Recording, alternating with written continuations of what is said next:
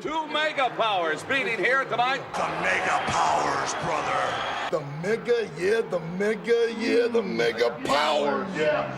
Mega powers, yeah. Tony, what I was going to ask you, I know Scandal's probably wants to ask you, Chris, but what I wanted to go back on is your actual in-ring action, your in-ring, fights and stuff like that. What made you actually start and get into the independent scene? Because, I remember a few weeks ago, you put up a clip on your live show of you wrestling, and I did Google it, but I couldn't. I was trying to look for it today, but I did watch it again, but I couldn't find it. But what made you get into it? Because you was quite good.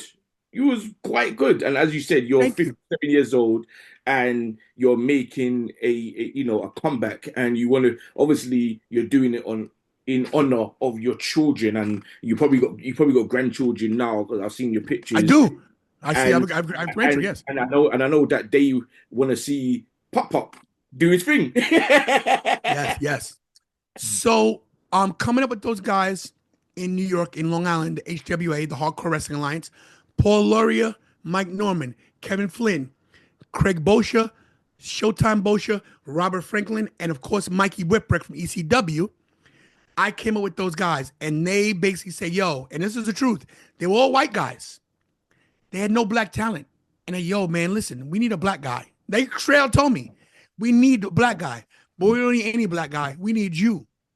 We need you, because you have it all. And look, starting off, I wasn't a good wrestler. I was athletic. I played football. I played hockey, believe it or not. I played baseball. So I knew sports. And learning wrestling was hard. Learning how to fall the first couple times, oh my God. I was like, what are you guys doing? You guys are killing yourselves. This ain't for me. And then I got to see the crowd that came, and how the girls love to see the guys throw themselves around. And I was just going through a divorce at this time too. And I was in great shape. Like I said, I'm very attractive. I had hair at the time. But this one girl says, "Are you a wrestler?" And I wasn't wrestling. I was just, I said, "Well, yes, I am." And that motivated me. I said, yo, people like this. And I love people. And I ain't gonna lie, I love attention, and I love the crowd. And getting that feeling from the crowd to cheer and everything, I said, yo, I gotta do this. And I just started to learn, trained in the ring, and got better. I wasn't great, but the HWA guys, they were all better than me at the time. They all were better than me. But what they weren't better than, they didn't have the charisma I had. And I'll tell them to their face. They all were great on the mic, but nobody was good as Tantalizing Tony on the mic. Nobody had my charisma. I can think, I don't need a script. Give me 5 bullet points, what you want me to say, and I'm going to say it. I don't got to say it the way you want. Suffering succotash. I'm not going that route. I'm going my way, because my experiences and what I do in my life matter who I am. So what I did was I left these guys, not in a bad way. I said, guys, I'm moving to Pittsburgh. I got a new chick out there. I'm going to go live with her, because there was a wrestling organization out there called United States Championship Wrestling.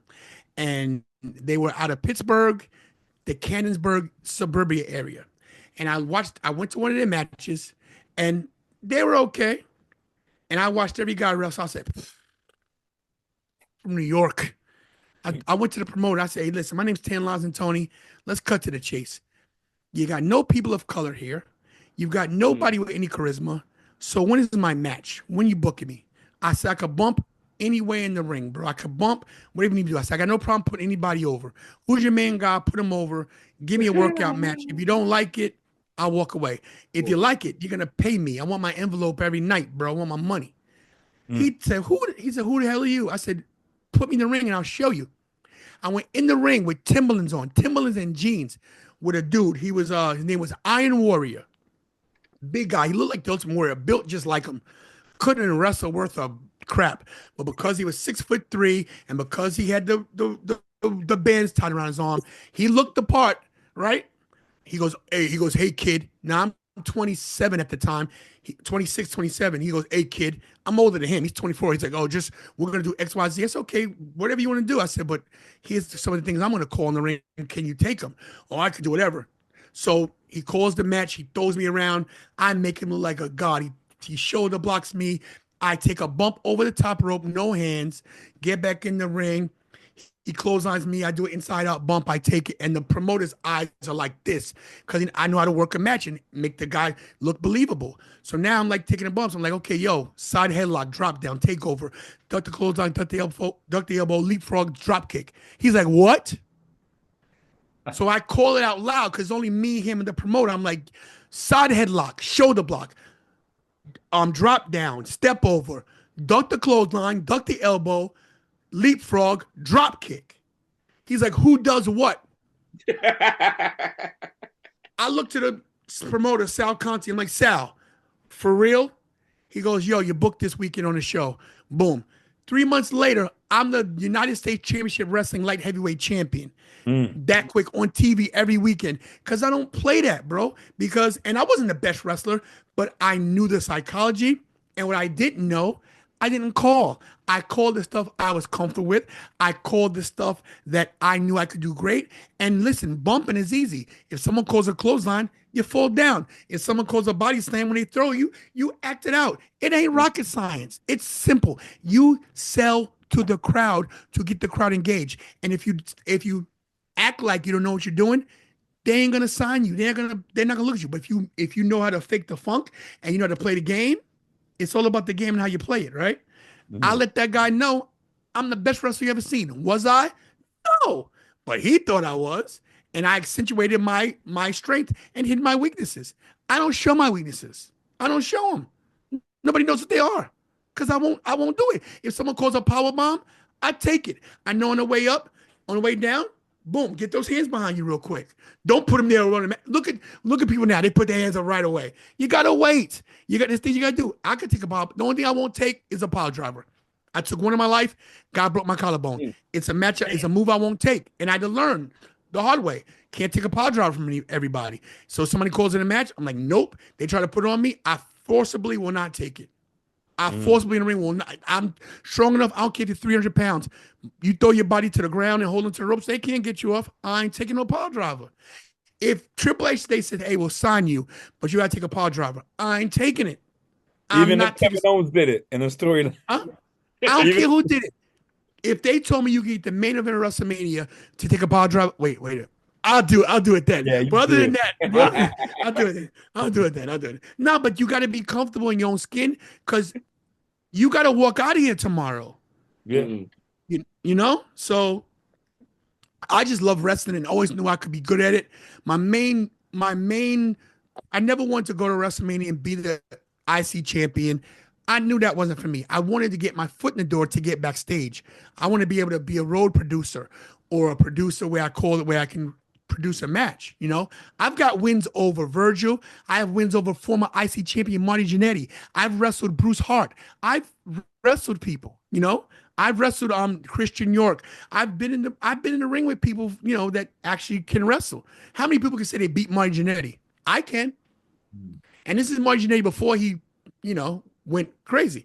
You know, so, you know, I've done my thing. You know, I've helped people get over. And anytime you put me on a card or put me in any kind of a thing, whether I'm the ring announcer, a ref, you're gonna get a good show. Nice. Right. So so obviously you're a New York native, right?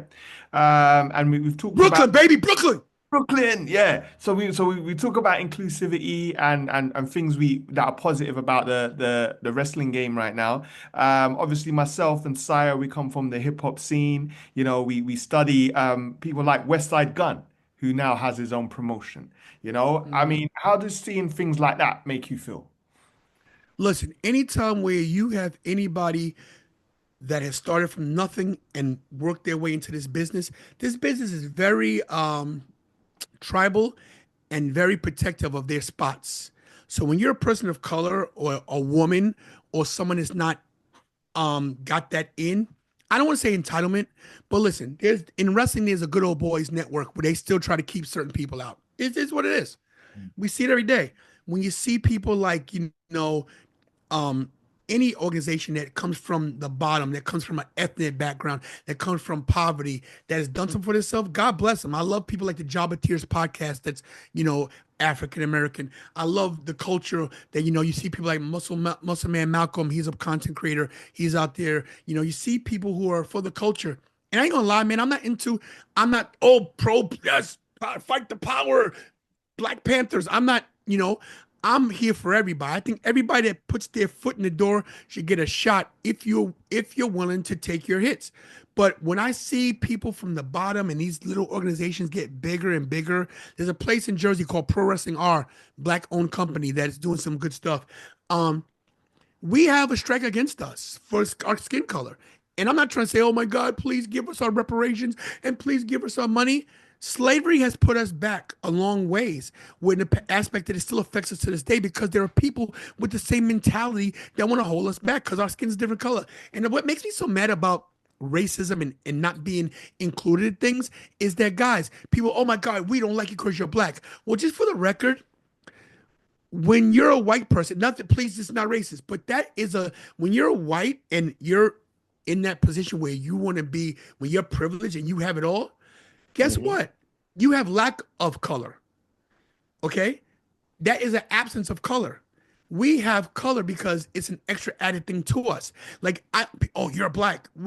That's right. We don't need the suntan lotion. We don't need it. Our skin doesn't crack. We got the natural reflection. We block the sun. We don't need the SPF. So like it's like invisibility. People say, oh, white is right. Black magic is bad, and blackballed and blackmailed. They always want to put the black name in a bad connotation. I'm not trying to preach. I'm not a racist. My son's mixed. My son is the product of a white woman. So I'm not saying that. My grandmother's white. So but my point is that the people that are in charge at the top of the food chain are the ones holding the keys. I don't need the keys. I'm kicking the door in. I don't want your keys. I got a battering ram. I'll kick it in. Yeah. That's real So good. when you come from the bottom, I love it. I love to see anybody, whether you're a person of color, whether you're a white person, whether you're Hispanic, it doesn't matter what you are. My thing is this. It's not about color. It's not about black, white, Hispanic, Asian. The color's green. It's about money. Yeah, it's basically class and power. And well, good luck with your new president, fam. Do you know what I'm saying? Hey, you know what though? Listen, I'm not a Trump supporter. But if you look at politics in any aspect, all these guys are elite. Obama, Biden, Yeah. Bush, they're all on a different level that we will never get to because they are in. And my thing is this. Will Trump do a good job? Probably not. But you know what that means? He brought back You know TikTok. what that hey, listen, God bless him. You know what that means though? If Trump doesn't do a good job, that means I gotta work that much harder. If Biden didn't do a good job, I've got to worry about my family and do the best for them. If eggs cost $6.99, I'm not gonna buy eggs. That's all. Guess what, guys? No omelets this weekend. We're gonna have to just eat bacon. Sometimes you gotta re-navigate and reroute. Everything's not gonna go your way. It's called the American dream for a reason. It's called people want to be the American dream. It's a dream, okay? All dreams don't come true. Yeah. It's what you make of your life. People say, I want the American dream. I want this. There are countries that do a much better job of healthcare than America. There are countries that have much better, cleaner streets than America. It's not the American dream. Listen, when God made us, I know what your politics are, he made us all in his image. So we're all his children, okay? So that's my thing. If you live in Croatia, if you live in Jamaica, if you live in England, if you live in Brooklyn, when you take your pants off, you put them on one leg at a time, I've seen beautiful women of all cultures. I've seen good-looking men of all cultures. I see bad kids that are black. I see bad kids that are white. I see good kids that are white. I see every color. It doesn't matter what color you are. You're human. We're human race. We're one race. The problem is the people in power don't see it that way. And that's just like wrestling. Bring it back to wrestling. The top guys in wrestling don't see us because it's not always they don't like us. They don't know us. We as people of color don't give them always a good representation of who we really are. They only see P. Diddy. They only see the flash and pan, this bitch, this hoe, this. They only see that. They don't know that I'm a college educated man, that I have a degree, that I'm, I would just say it's a bit more sinister than that. I think they're very purposeful and not manipulative that they choose to share in the media and they point at certain things that's wrong with very marginalized communities. They know very well that there's a huge sector that's that's educated, integral, and intelligent, and they True. know all the environment and economic contributions and all the colonizations and the ideas and the stuff that they stand on now that helps their machine work because of free labor. They're very aware of this. They're just not going to talk about it. They're going to talk about Diddy, Diddy, True. Diddy, Diddy.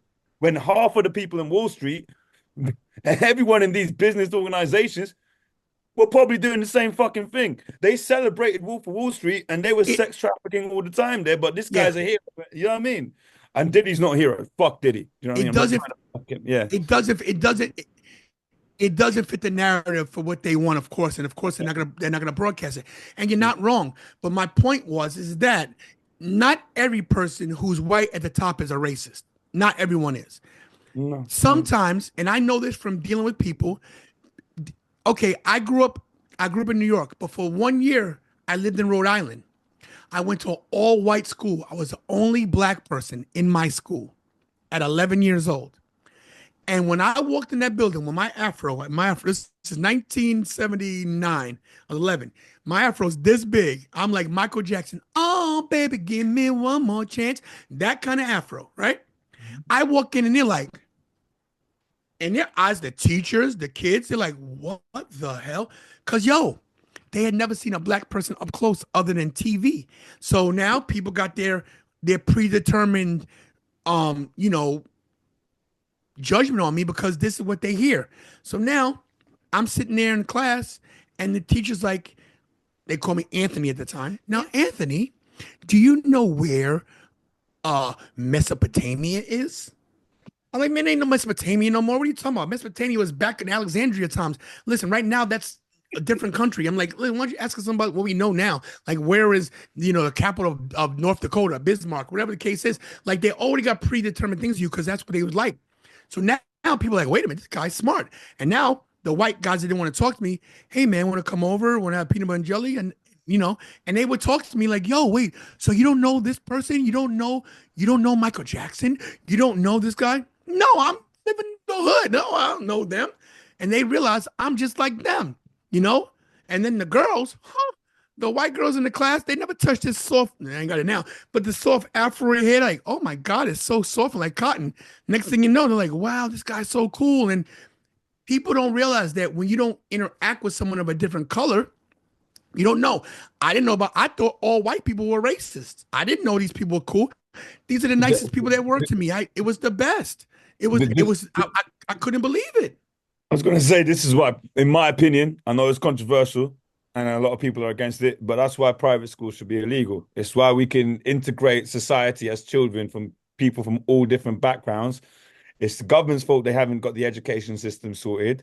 I know people pay more to get a better education, but you basically live in a vacuum and you isolate yourself from different people and different backgrounds. That's all it is. And that's what happens. And those kids that go to those private schools, and I'm not against private school, but those kids that are put in that bubble, they're raised in that bubble. So then when they get to somewhere, where there's a lot of people, it's diversity, they're like, yo, and they've got this mentality, they're better than them because that's what they're taught. Look, I always tell my kids this. If you're taught 2 + 2 is 4 for your entire life, and 2 + 2 is 5 for your entire life, and no one tells you different, you're going to think that's right. Yeah. It's our job to educate people and tell them this is how it is and this is how it's supposed to be. But, we're always so worried about ourselves and nobody wants to ever go that extra mile. You get that. But, tribalism is always going to be that way. You're always going to have AEW people hating WWE, and this one, without arguments, there's no controversy. Controversy creates cash. We know Eric Bischoff's book. It's facts.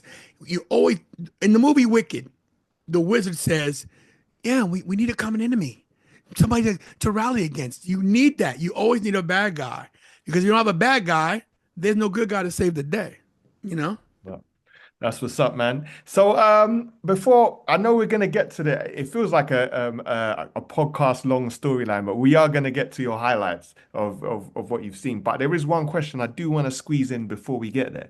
I notice you've got Dave LaGreca behind you. What is your relationship with the Busted Open podcast? Okay. If Busted Open ever watches this, they know how badly I want to work for them, right? They know that if Sirius XM was to just grace me with a show for 1 year, I would work for free from my home. I would work for free. I'd work it out with my job that they give me the 3 hours in the morning off, and I'd figure it out. If I have to get on welfare and get food stamps, I'd do it to work for get a 1 year free trial to work with Busted Open. So I've been listening to a fan of Busted Open since they started years ago. I was one of their first callers on the radio. I used to be known as Tony the Bus Driver, and I used to call in, give my takes. I go to all the meet and greets, and one day I met Dave LaGreca at WrestleMania 30. Right? Was it 30? Whatever it was, 30, whatever it was. I met Dave LaGreca, and I came to the show. I was there. I go to everything early on purpose because I always want to be the first guy there because that's when everybody's coming in. You want to meet people, want to meet the big wigs, and I want them to see my face. Say, man, he's here again. When Byron Saxon sees me, he's like, yo, are you a billionaire? No, but I'm here. But I always love Busted Open, and for some reason, I don't know how I do it. I dial their number, and my number I'm the first caller. I don't know how it is that I get to call this radio station first, but I do, and I'm so glad I get to call. I call in very animated, and Dave LaGreca loves my calls, and his wife, Violetta LaGreca, who loves me. I love Violetta LaGreca. She always gives the whispers in his ear. Give Tony a chance. Invite Tony here. They like me. Dave LaGreca's a good dude, a great broadcaster. They're doing Busted Open 24/7 soon. I'm hoping I get the phone call, but I have no legal or I have no contract with Busted Open or SiriusXM. I'm just a fan, a super fan that gets to call in. They invite me to certain things. Mike Johnson of PW Insider and me are good friends. He goes to everything as well. I'm just trying to get my foot in the door. So I do promote Busted Open because I love Dave LaGreca. I love Violetta LaGreca. Mark Henry, who always puts me over, is a good man. He loves me. The rest of Busted Open, I respect all of them. Bully Ray, respect. Right. Okay. That's planting seeds for a match there, yo. Yo, man. I think Bully Ray is one of the most talented people in wrestling. My only thing with Bully Ray is that I don't think Bully Ray, I know Bully Ray from back in the day. This is the first time I'm saying this on a podcast, so I hope I don't get in trouble. I don't think Bully Ray likes me, or maybe, I don't know, maybe it could be just me, but I know that I used to wrestle with Bully Ray, training with him, and I think Bully Ray is incredible. Hall of Famer, great takes. I think everything about him is great. I just think when he sees me in public, he doesn't acknowledge, hey, Tony, what's up? I just love a handshake. That's all. I think he just walks past me like I'm a nobody. I feel like I think I pay my dues enough. Listen, when Mark Henry walks in the building and goes, yo, tantalizing, that means everything to me. Now, of course, if I see him first, I'm going to give him his props. He's Mark Henry. I should go to him first. But if he sees me, he treats me like a human being. And I just think Bully Ray doesn't see me I think he sees me as a mark because I get excited. I am a mark. I am a mark. I think that's a bad connotation. I think people that say, oh, he's a mark, I think it's a bad word to say to people because I think that you need marks in the business because we're the people that pay the damn tickets. Without the mark, man, if there were no marks, WrestleMania would not be sold out. Yeah. There are people that believe wrestling is actually real, that they really hate each other, but you need people like me. Like I was with Matt Riddle this Saturday. I don't know if you guys saw my social media, but Matt Riddle and me cut a promo together and it was not scripted. I was selling raffle tickets so that someone would win. So that someone would win the bro title. Oh, wow. Bro. So Joe Ruda of Ruda Entertainment, cheap plug, RudaEntertainment.com makes quality customized belts. And he made this for Matt Riddle. And we were doing a raffle so that people could win a belt and get an autograph from Matt Riddle. Now I'm selling tickets like it's my job. Like I'm not getting paid. I'm there because of Ruda. You know what I mean? Ruda's my dude. We're friends. He's one of my best friends. Just like when Ruda does my stuff, Ruda doesn't make a dime. Ruda does it because it's me. That's what the business is about. So he sees me, Matt Riddle, bro, sees me doing it. I said, Riddle, do you see all these people for you?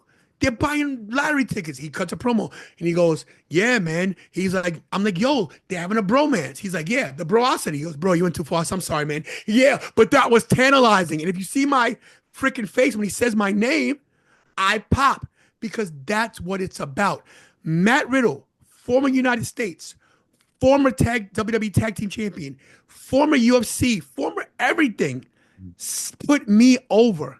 I'm supposed to get excited. He's in the business. He's at the top.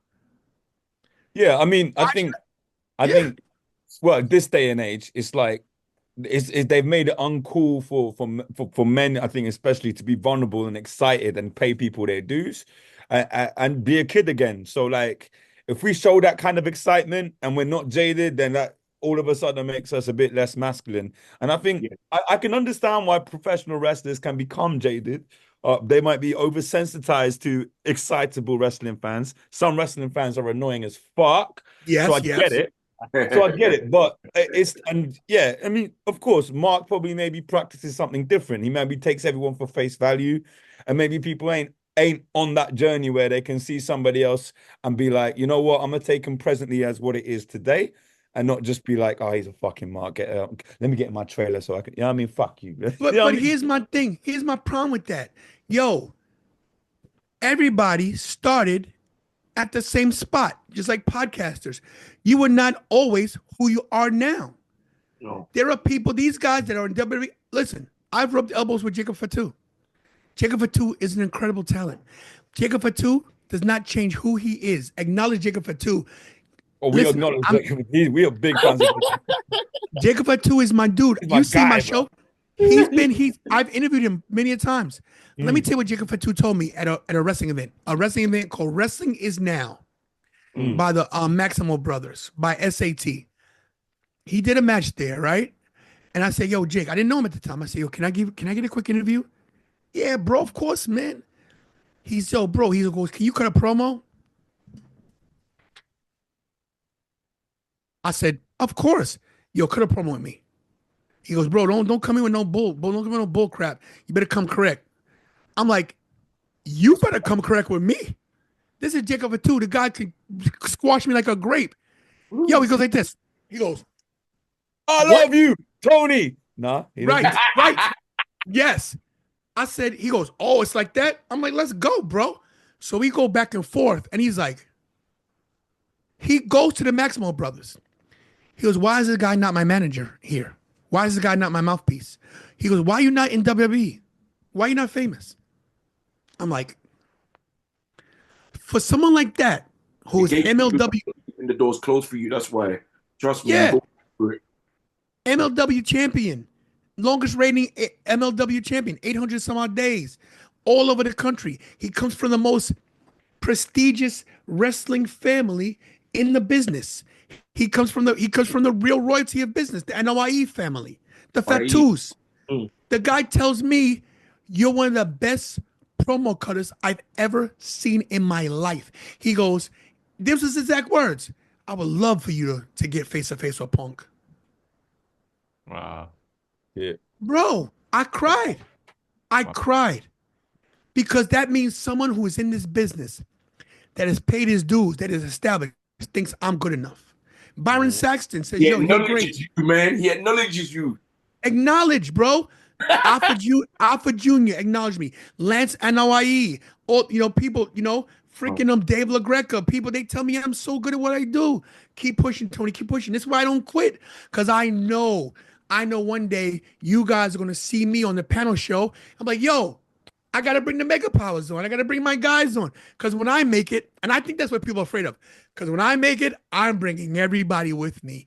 I want everybody to eat. I want everybody to eat. I want everybody to eat, bro. I want. We made it, Brooklyn. We made it, Brooklyn. Yeah. Why can't I be a success you know story? one thing about Brooklyn? Yeah, they could be. I was listening to the Gilly podcast the other day, and I completely agree. I got friends from Brooklyn. They Yeah. could be in Poland and look at you dead in the eye and be like, "I'll run this shit." Do you know what I mean? Yeah. Everywhere they listen. go, it's like, I love you guys. I Mine. love all you guys. This is a great podcast, but this is my show now. This is my show. You've been tantalized. You cannot have the mic back. The recording's gonna run out 40 more times before this show's over because I'm taking over. This is what I do. I come here to talk.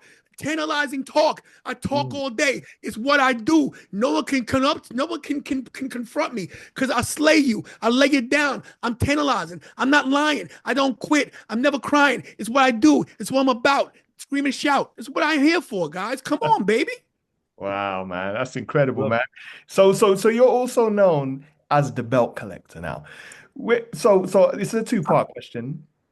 I'm curious to know, and I'm sure our listeners are curious to know, which title belt did you start with, and which one would you say is your most prized possession? Wow. Well, you So said possession. it's a great question. Great question. Very good there. Yes, sir. I'm Yes. gonna tell you. So here it is, guys. So growing up, well, I was already an adult. Ricky the Dragon Steamboat and Macho Man Randy Savage, WrestleMania 3, the Pontiac Silverdome, 1987 is still to this day the greatest wrestling match in history. Sorry to tell you, it is. Say what you want to say.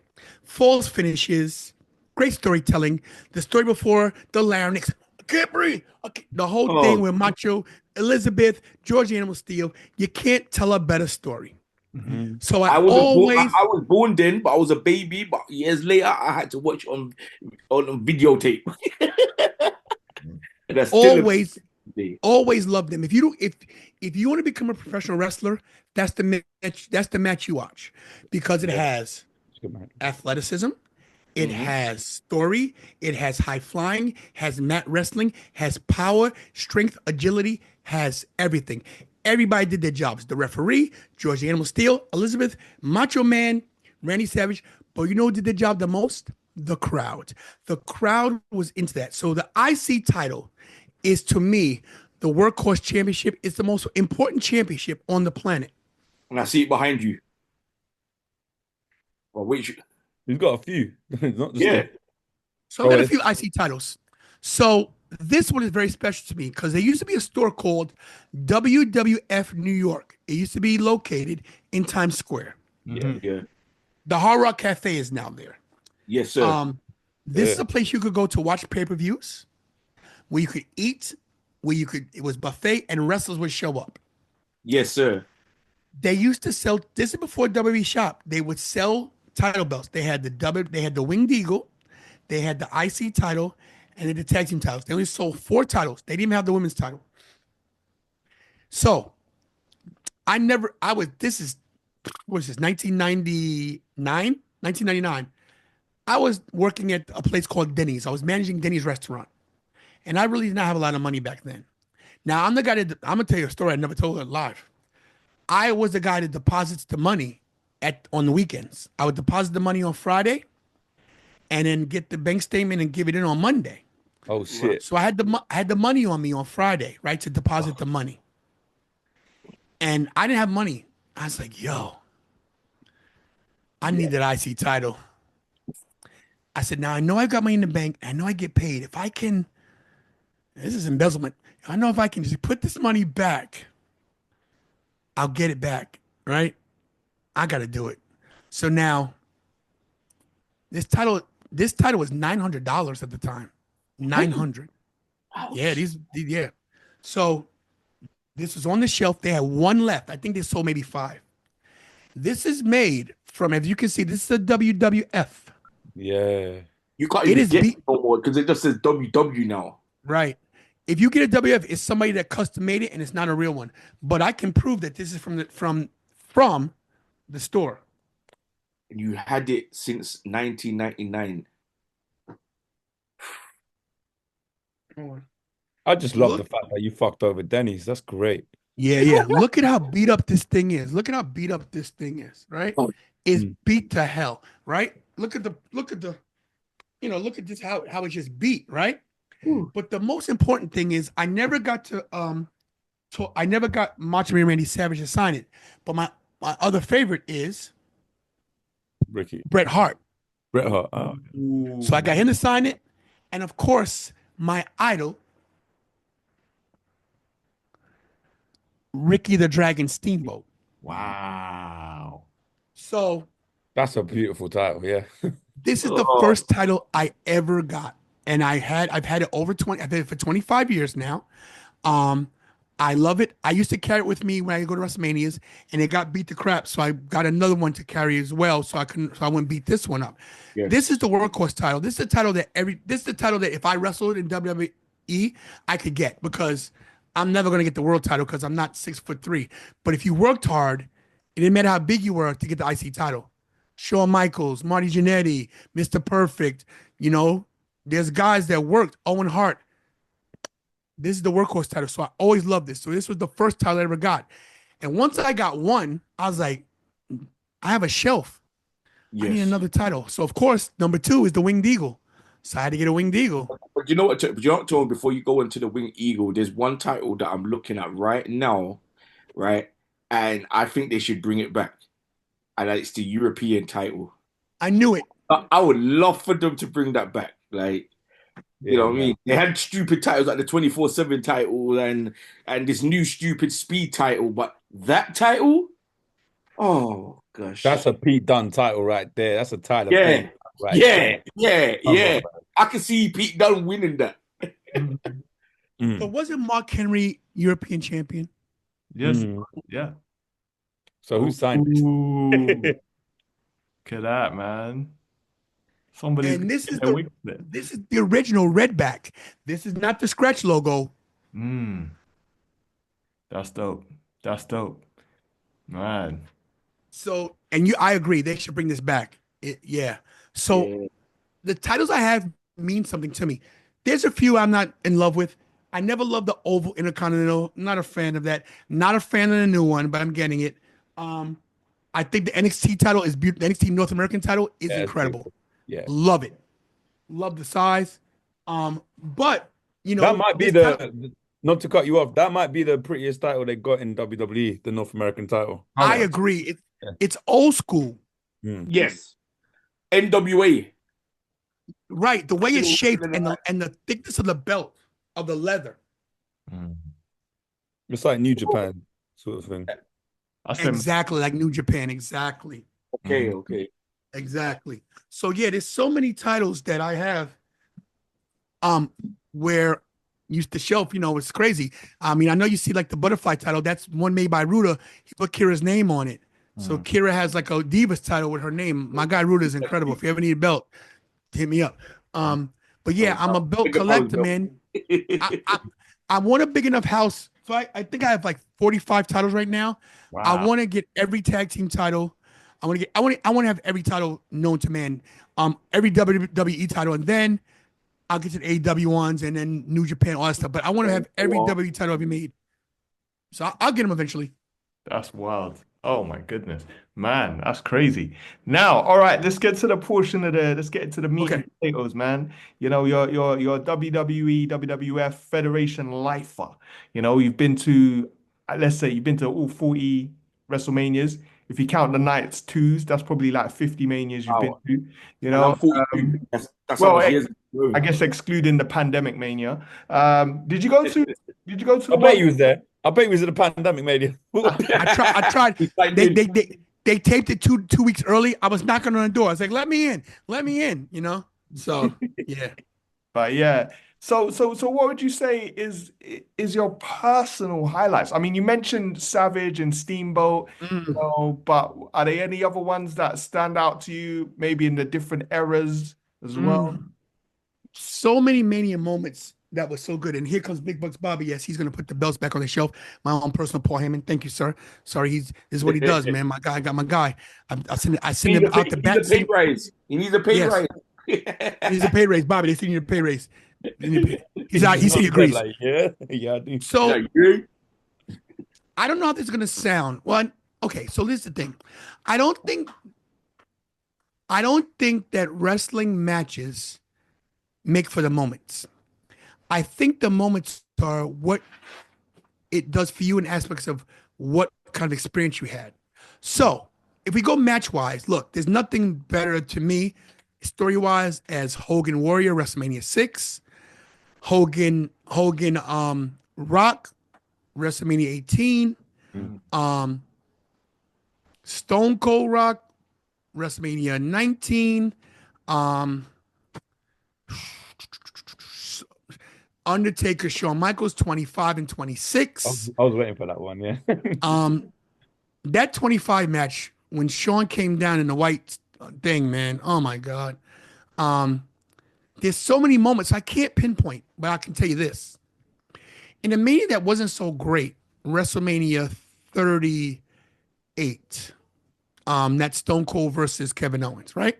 Yeah. We don't know what's going to happen. It's the Kevin Owens show. They're ending the ending of WrestleMania with a talk show. And everybody knew if you're smart, it's going to be a match. Yeah. And I was like, okay, this is going to be good, whatever. Is Stone Cold at 56, 57 years old still go? How's he going to look? Is it going to, whatever. But the moment to me that meant the most was my daughter, Kira, had never seen Stone Cold in person. Now, if you know wrestling, you know there's something called the Road Warrior Pop. That when they came out, the building went crazy. You say what you want to say. There's nothing like a Stone Cold pop when the glass breaks. Yeah. So my daughter was like, Dad, what's the big deal, Stone Cold? And I said, you'll see. She goes, oh, damn. And Kira's very cynical, like, oh, whatever. So I'm waiting in anticipation. Kevin Owens talking, and I'm not watching Kevin Owens. I'm not watching the ring. And we sat third row for this. Shout out to my boy Jake Brown from WWE. Gave me the hookup. I'm watching Kira. I'm not watching the rampway. I'm not watching see Stone Cold. I'm watching her. When the glass broke, she shook. And when he came out and everybody popped, she was like, and I just watched her do this. And just to watch her face be in utter shock that she'd been part of something, now she gets it. She's like, oh my. Oh, that was the pinnacle moment for me because that's the day it clicked and she got it. And if you noticed, that's the time when my channel changed. The overlays on my channel changed, the editing changed, everything changed at WrestleMania 38 because of Steve Austin, because of the connection that Steve Austin made with my daughter. That is by far one of the best moments of my life because of that, you know? Best moment, one of the best moments ever. So when I always think of matches, it's always who I was with. Big Bucks Bobby and I, WrestleMania 34, incredible. He got us moved to the floor by telling the people at guest services, I don't like the heights. He played the role, I'm too scared of heights. And they moved us down to the floor. So we have good moments as a family, which I just care about. Michael going to WrestleMania 40, his first WrestleMania ever, getting to see Cody Rhodes win the title. That's amazing. You know? Yeah. Oh, seeing him at 6 years old. He was 6 at the time. Seeing him with his eyes wide open in the cold. It's freezing. He does not care. He's screaming, and I'm just watching him. You know. Yeah. So those moments are the best when you're with your family and your kids. Look, man, you can watch it on TV. You get that. Look, being there is the best. But who are you there with, and who'd you make the memories with is what the most important thing is. You know. Tony, a quick question. Go on, oh, Daddy. sorry. You want to ask a question? Yeah, just quickly, it's on that. So, just what do you think?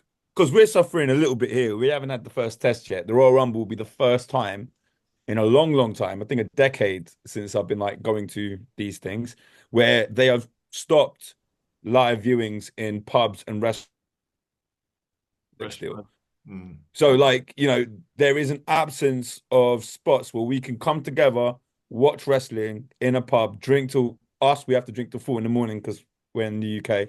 But like, is it the same situation there? What's the talk in New York? Because I was in New York in 2023 for a hip hop competition, and I forgot his name. I think it's KD Swagger, but he was putting on a wrestling viewing party for the Saudi Arabia show in Crown Jewel because it was during the day. So there was viewing parties. What's going on with you guys over there? So wait, are you telling me that you guys can't watch it in the public now? Yeah, I don't think anyone can because of Netflix signed the deal. Because of Netflix? Yeah. Yeah, like the main people called Hooked On Events. Big up Hooked On, a big wrestling thing here. Yeah, they sent us a petition to sign to send to Netflix. They marketed Survivor Series as this is the last one. That's why I went to it. They're not doing viewing parties anymore because of Netflix's copyright deal, I think. So let me get this right. That means you can't go into Buffalo Wild Wings and turn on Netflix and you watch the match. Is that what you're telling me? Yep. So I was not aware of this because I'm so out of the loop with that. So I haven't heard anything about that. I'm gonna tell you right now, that ain't gonna work for a lot of people because I know a lot of people that do viewing parties at bars, and Yeah. those proprietors make money. But not to mention, not everybody wants to watch it at home. People want to be around people. Yeah. Like that's a disservice to the wrestling fan. And this is my issue with TKO, and this is what gets me probably why you're never gonna give me a press pass. Yo, TKO's taking over. They've come here and they've taken it away from the power from the people. Like there are people like me that have been lifelong fans that come to Yeah. your product. And now I don't even know if I can afford WrestleMania for more than my daughter myself. Like I want to bring my little son. I want to bring people. It's so expensive. I Like think I think that is one of the most patronizing announcements they do every time. I love Triple H for everything he's given me for the last however many years. Like it's been a brilliant time to be a wrestling fan.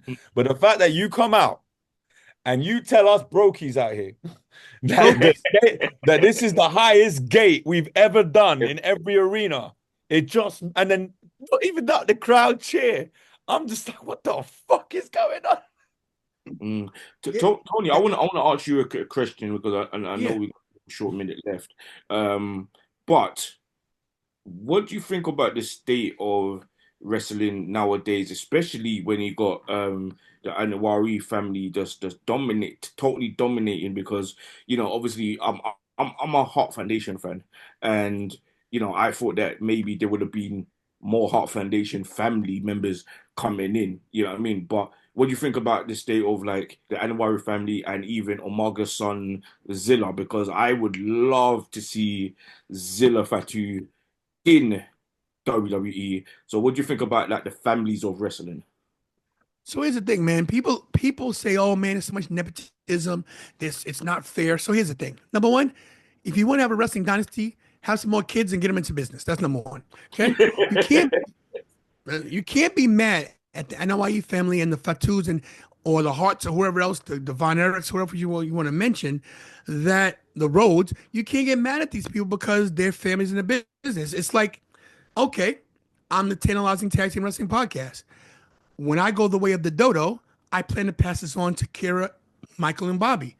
And they will carry it on. And hopefully, if they have children, they will now bring them into the podcast and make a lot of money. And now my family has a legacy in the podcast world because I started this. There's nothing wrong with following your family passion to keep your family name going. If you're good at it, good. Listen, there are some Samoans in that family that haven't made it, that maybe not on the level of a Roman Reigns, of a Usos, of a Jacob Fatu, as a or Samu or Rikishi, whatever you want to name, The Rock, High Chief Peter Maivia. But guess what? Get better. People have animosity towards these guys. Oh my God, the Bloodline storyline is dominating everything. Okay, so step up your game and make that not the number one story. The Judgment Day did a good job of circumventing the Bloodline story. They were on another brand, and Rhea Ripley, Damian Priest, Finn Balor, along with Edge when he started it, Dominic, they found a way to make wrestling exciting on Raw. They stepped their game up. I'm so tired of people crying and bitching and moaning about, oh, these guys are dominating. Then take their spot. Get better. Cut a better promo. Stop crying. I'm going to take my ball and go home. I'm going to go to AEW because they're going to pay me a lot. God bless you. Go. Don't cry. Don't cry. If you feel like you can't make it in the big pond, go Yeah. swim in the fishbowl. Okay, Yeah. be a big fish in a small pond. Listen, I'm not gonna lie. If AEW call me, I'd work for them. It's called work smart, not hard. But my ultimate goal, if I had to choose between making $1 million in WWE and $5 million in AEW, I'm going with the $1 million because more people are going to see me in WWE and I can get my name out more there. You got more of a chance to get more broad audience. No disrespect to the getting the money, but my thing is, if you're in the business, if you're in the family business of wrestling, don't cry because the NOIEs are at the top of the food chain. Guess what? They weren't always at the top of the food chain. The Samoans were mistreated. Okay, Alpha and Sika were brought on as savages that had Remember no some of education. I remember some of the Samoans back then in the the 80s and 90s, people like us who didn't know about them properly, didn't know that they was all cousins, brothers, and they was fighting against the Rock was fighting Haku or whoever or Hmm. The Rock was, yeah, the Rock and Rikishi, but people didn't know Hmm. that they was cousins or They they never they never brought it into mainstream that these guys were related. They try to pass Yokozuna off as Japanese, you know. So That's these just guys weren't Vince's weird mind. always. Sorry, Huh? Say it again. That's just Vince McMahon's weird fantasy, strange mind. Listen, And, but you know what? Vince gets a bad name for doing that stuff, but it worked. worked. Yeah. but that, It worked. I guess Triple H, what he said in the documentary, what's worst, us or the people who love it? But anyone could create content that caters towards sickos. Do you know what I'm saying? I'm not sickos, but Exactly. like ignorance. No, but here's the thing. But guess what? Here's the thing. And I told one of They my make friends money. this. Here's the problem with wrestling. There are so many fans that believe it's real, right? Like the circus. But guess what? You need those people. You need them. Because you don't have them, you've got no butts in the seats. You've got to pander. And Vince, as many mistakes as he made, Duke the Dumpster Drosy, Manitor, Aldo Montoya, the Goon. You go on and on and on. But then you got Stone Cold Steve They did Austin. that chicky You what got- came out, the rooster. right. But then think of everything he did. Yo, WrestleMania is a Vince McMahon creation. Let's call it WrestleMania. Let's make Hulkamania. Look, did Vince do everything on his own? No, but he took a lot of chances. He did things outside the box.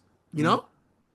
That's Yeah. right. That's Yeah, right, man. And let's that's- wrap this up. Let's can do this. You know, you could say your thing and let's wrap it up after. Yeah, that's what I was gonna say, and I think that's the perfect way to put a nice bow on this, man. I imagine this is gonna be a two-parter just based on the length. Sai's got his finger up. Go on. What do you want to say? I wanted to do a quick fire, just like a quick fire question thing, if that was possible. All Can right, we do go for it. Go for it. it? Who's winning the Royal Rumble? Ooh. Okay, real quick. I'll give you my final four. Final four in the Rumble will be John Cena, CM Punk, Roman Reigns, and Randy Orton. That's my last four. Not Not I- winner? I think that That's CM far. Punk. I think that CM Punk wins the Rumble. I think he dumps Cena. I think that CM Punk goes into WrestleMania. I do think, and something else to throw real quick, I think John Cena loses every match up until Money in the Bank. I think he wins Money in the Bank briefcase. I think he cashes in on CM Punk in his last match, walks up the rail, blows a kiss, and leaves That's 17-time fucking champion. brilliant storytelling. WrestleMania. Is The Rock going to be there as a final boss? Yes or no? Yes, 100%. It's a work. Who should the Wyatts attack next? The Wyatts should go for somebody high on the food chain. Go after Gunther. Go after Gunther. Get some high profile. Get some high, profile for you guys. Go after Gunther and then let Gunther decimate everybody. Love it. What's SummerSlam's main event? I'll ask three more and that's it. SummerSlam's main event. SummerSlam's main event is Rock versus Roman. SummerSlam. Okay. And who's going to be SummerSlam. who's going to the women. We can pick the women. Who's going to be the women's champion on the World Heavyweight Women's Champion? Yeah. So Rhea's not losing that title no time soon. In January 2026 first. Who's going to be the champion on that side? Rhea will still be champion, and Jordan Grace will be champion on the other side. Jay Cargill's not going to come back and whoop some ass. Jay Cargill can That's my stay where wife. she's She at. needs to come back and whoop some ass. Tell your wife to cook you some eggs and bacon. Let her stay where she is. Oh god damn. And the that's- men's. Who's going to be on the 1st of January 2026 last? The men's. Each side. The WWE champion and the World Heavyweight champion. Randy Orton will be WWE champion, and I think CM Punk somehow gets the title back after Cena takes it from him. I think CM Punk will be champion again. Amazing, man. Thank Tantalizing Tony, I want to thank you so much, man. You know, this has been a beautiful conversation. We've learned so much. It's been amazingly enlightening. I want you to give our audience all your socials, man. How can people watch the podcast? How can they get in touch? You know, all of the good stuff. First of all, thank you to the Mega Powers podcast for having me. I talked very long. It's what I do, guys. I talk all day long, 24/7. I talk in my sleep. But look, if you want to watch myself and Kira, the greatest producer on God's green earth, tune in to the Tantalizing Tag Team Wrestling Podcast, exclusively on YouTube, Spotify, and Apple Podcasts, and everywhere there are podcasts. My social media is Tantalizing Tony. Just listen, there's not that many Tantalizing Tonys, and my name is trademarked. So if you see another one, tell them they owe me money. They owe me money. They're gonna pay me. Okay, but just watch us and look, watch wrestling and have fun. Stop the tribalism, enjoy, but more importantly, send me your super chats. My Cash App is $Tantalizing Tony. Thank you very much. All right, mega handshake until next Do a time. mega handshake before it cuts out. Big love. Yeah, Tony. we go off the air, man. Thank you so much, Tony. Thank you so Stay much. tantalizing. Stay I know, I got my tantalizing. nails. Peace. Hello, wrestling fans. This is DJ Magic J with Scanduce, the hip hop original. and we are the Mega Powers TV. And what we're giving you is exclusive pro wrestling content. You get interviews, you get podcasts, and a whole bunch of other things. So just remember, peoples, like, comment, share, subscribe to your friends, your family, Your enemies. and your loved ones. So just remember, we are the Mega Powers podcast TV, and we do everything else wrestling. The Mega Powers. Two mega powers meeting here tonight. The Mega Powers, brother.